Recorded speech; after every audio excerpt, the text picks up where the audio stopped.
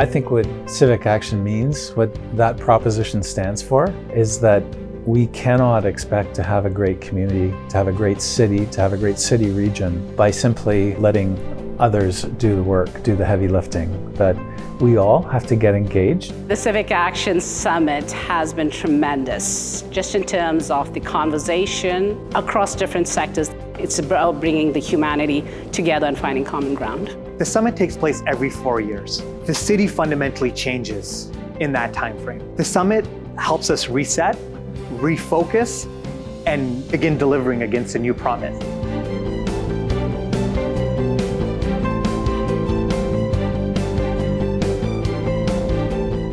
I've been really engaged in housing and housing affordability for a number of years now. It's now at a point where the number of people I engage with in our community that are living in crisis or on the edge of crisis is growing rapidly, and frankly, it scares me a little bit. We know this is a very expensive city in many ways, and accessing housing is one of the most painful parts of that sort of affordability gap.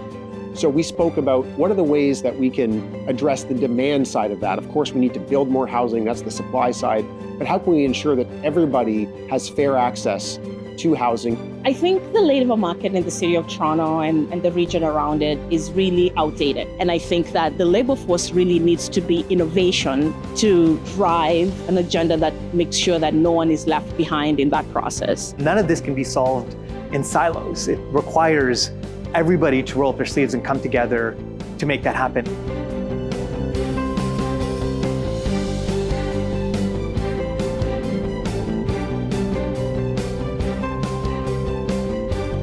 We are in a moment of polycrisis, and civic action can really be at the helm of it.